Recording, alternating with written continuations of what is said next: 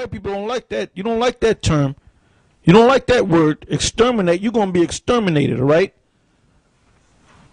Now, go from there. Let's go back to Hosea, the 8th chapter, the first 3 verses, and then jump to Matthew, the 11th chapter, verses 11 to 12. All right, go ahead. Hosea chapter 8, verse 1. Set the trumpet to thy mouth. He shall come as an eagle against the house of the Lord.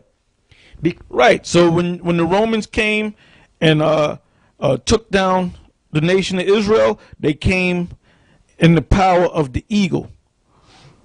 When the so-called white man went to Africa and made a deal with the Africans and the Arabs, they came in the power of the eagle. I'm talking about America, right? Go ahead. It says, set the trumpet to thy mouth, he shall come as an eagle against the house of the Lord, because they have transgressed my covenant and trespassed against my law. Israel shall cry unto me, my power, we know thee. Israel hath cast off the thing that is good. The enemy shall pursue him. Right. Israel have cast off the what? The thing that is good. What is good? The truth. The Lord. Yahweh Ba'ashem Yahweh Shai. You got false prophets, fake Israelites out there teaching, calling themselves Israelite, men of the Lord, calling themselves teaching the Bible, but breaking it down the wrong way and telling you, oh, they don't know the name of the Son. And the key to the Father is the name of the Son.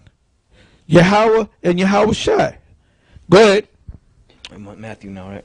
Yeah, Matthew. Matthew 11:11. Verily I say unto you, among them that are born of women, there hath not risen a greater than John the Baptist. Notwithstanding, he that is least in the kingdom of heaven is greater than he.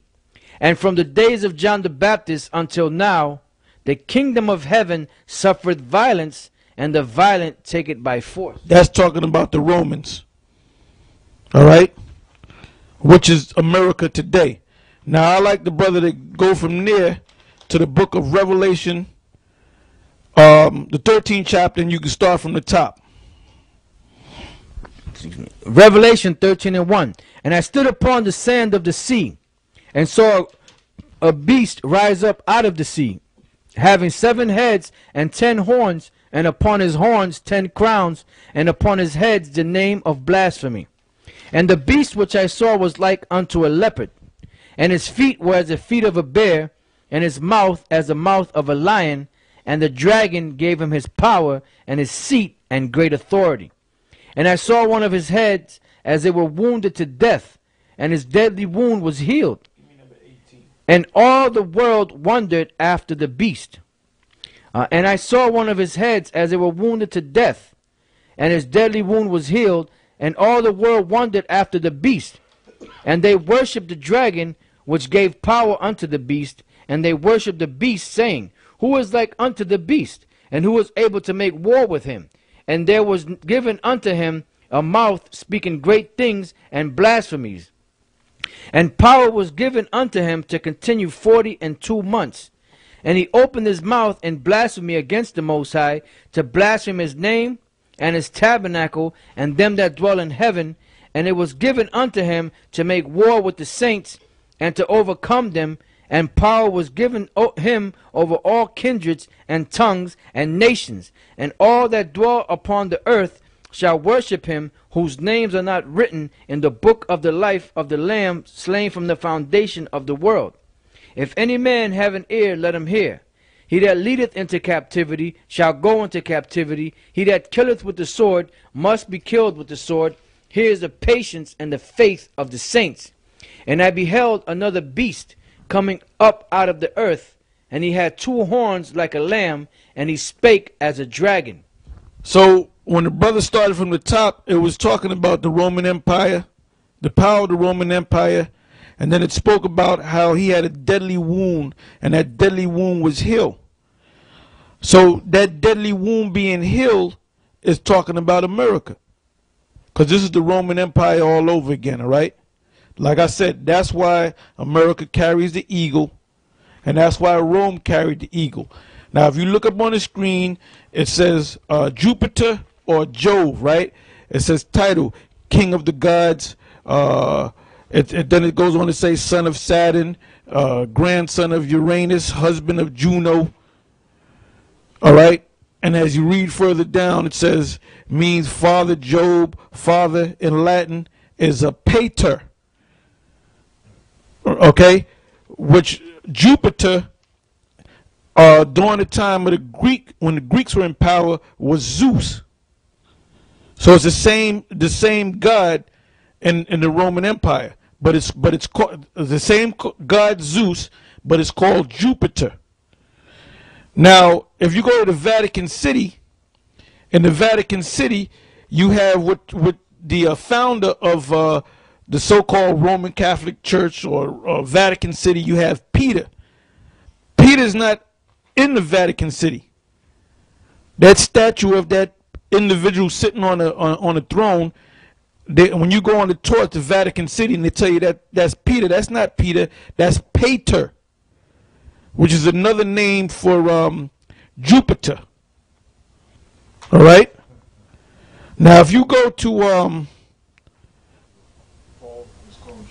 right. Paul speaks about Jupiter. All right. Now, if you Google the word Jupiter or Jupiter and the eagle, if the brother could do that, all right, Jupiter and the eagle, it breaks it down. So the God that this so-called white man is worshiping is not God. When they talk about God bless America, they're really asking Jupiter, the Greek god Zeus or the Roman god Jupiter, to protect them. But they call him God in this world, all right? Go ahead. Acts chapter 19, verse 34. But when they knew that he was a Jew, all with one voice about the space of 2 hours cried out, Great is Diana of the Ephesians. And when the town clerk had appeared, the people, he said, You men of Ephesus, what man is there that knoweth not how that the city of the Ephesians is a worshipper of the great goddess Diana and of the image which fell down from Jupiter? Yeah, read that again. It says, and the brother could get me number 30. But when they knew that he was a Jew, all with one voice about the space of 2 hours cried out, Great is Diana of the Ephesians. And when the town clerk had appeared, the people had when the town clerk had appeased the people, he said, You men of Ephesus, what man is there that knoweth not how that the city of the Ephesians is a worshipper of the great goddess Diana and of the image which fell down from Jupiter? Right, the image, because they believed in that God worship.